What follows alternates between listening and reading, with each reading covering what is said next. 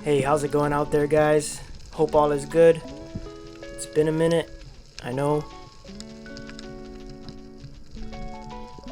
So I shot this moo, and the problem with swimming it back in, the water was murky, and it's October, so the sharks are out and about.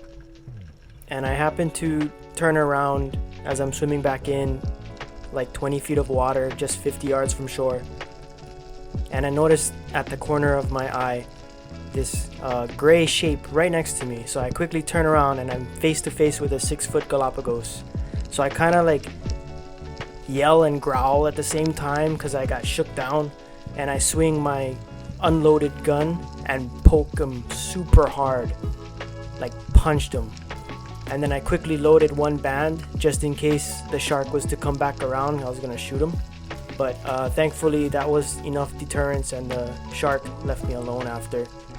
But I even started to brain my fish out of the water just because of the shark activity. Hopefully that'll lessen the likelihood of encounters.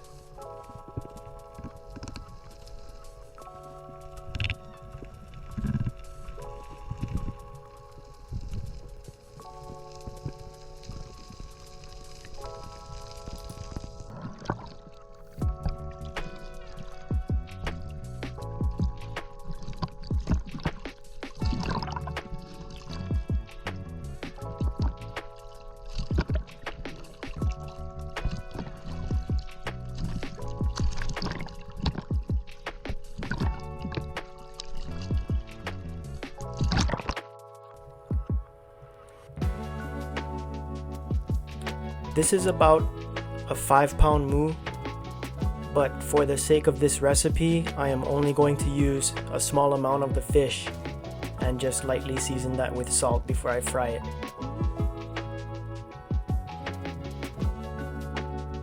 I'm gonna save one fillet to cook later, and the bones and the head will be used for miso soup.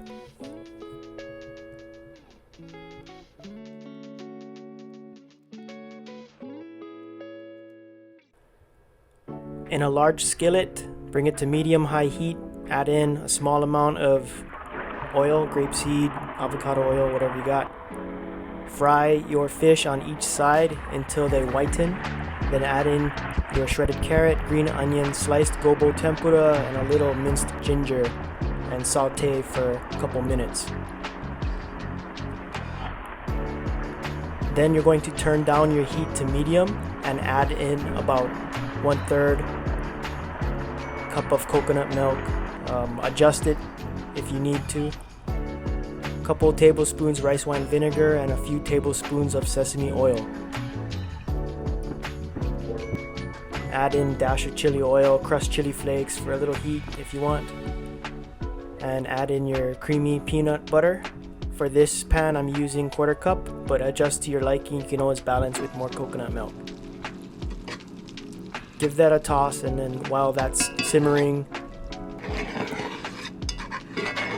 you're going to add in your yakisoba noodles. I'm only using 2 packs because it's all gotta go into one skillet and I don't want it to overflow. Yakisoba is awesome because it doesn't take very long to cook, but that's why I added it last.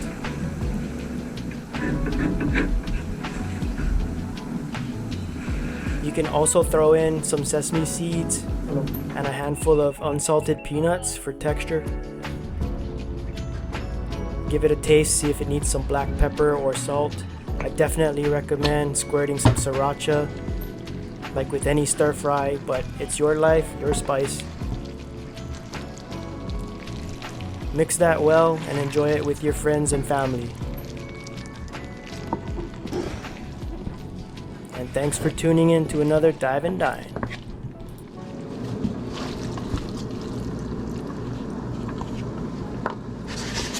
As usual, I'll leave the recipe in the description, and I love you all. Thank you. Thanks for watching.